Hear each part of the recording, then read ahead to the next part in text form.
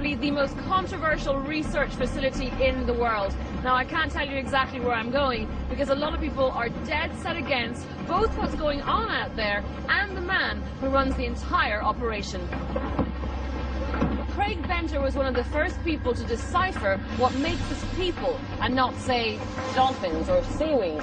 He jointly sequenced the human genome, the complete set of genes that is unique to humans.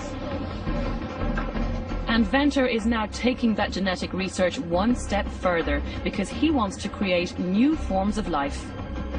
For some, Craig Venter holds the answers to our world's future.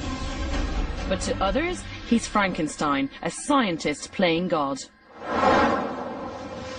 Well, we're trying to understand basic life by learning how to now write the genetic code. So we start with the digital code in the computer and 4 bottles of chemicals, and we actually build the DNA molecule from scratch. So you're designing a genetic code on the computer, and then you're actually making it in the laboratory. Exactly. And I'm sure some people would be very scared of that notion. Some people prefer to live in a cave and work with whale oil lamps, right?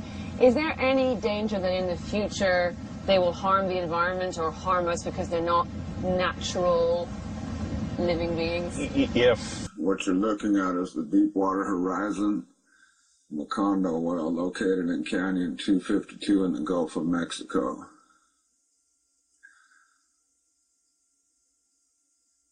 I am now prepared to say that I am 100% convinced, without a doubt, that there is some type of alien life force in the Gulf of Mexico that is able to embed itself into the steel equipment and transform and morph it into different types of creatures.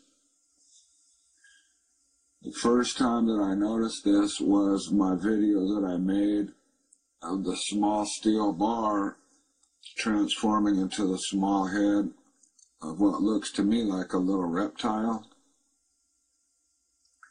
No more. I was out for 28 days and my clothes didn't smell like fish. Little diesel fuel on them, but they wasn't even fishy. I mean, the slime's going off the fish, man. You had to go see it yourself. I mean, you really had to go see it. The shrimp's like rubber.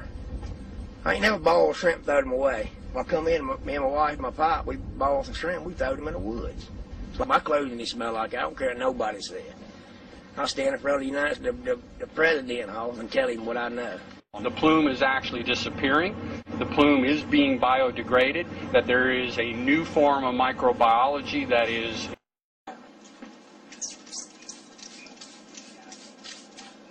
That's peroxide.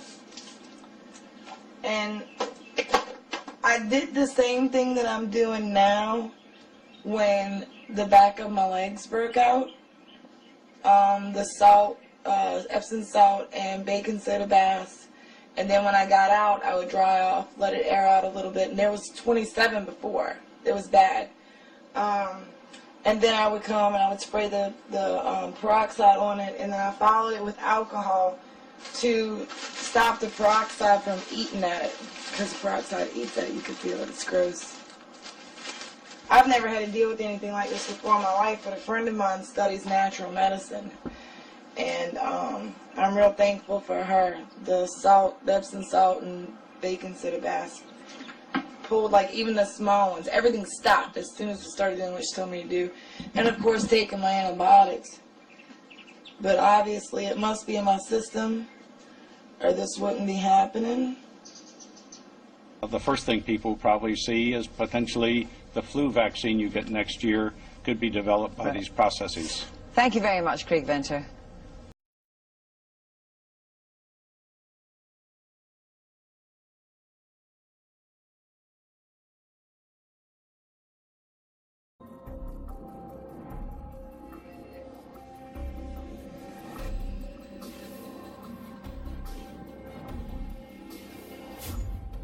Кинокомпания Screen Gems, Константин Фильм и Дэвис Филмс представляют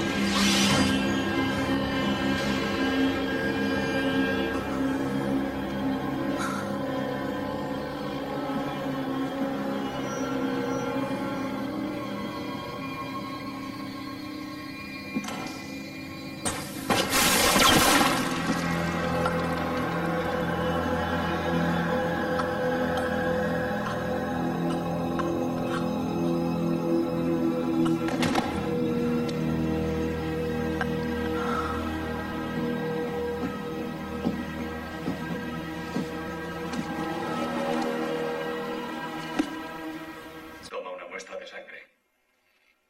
Luego deshazte de eso. Sí, señor.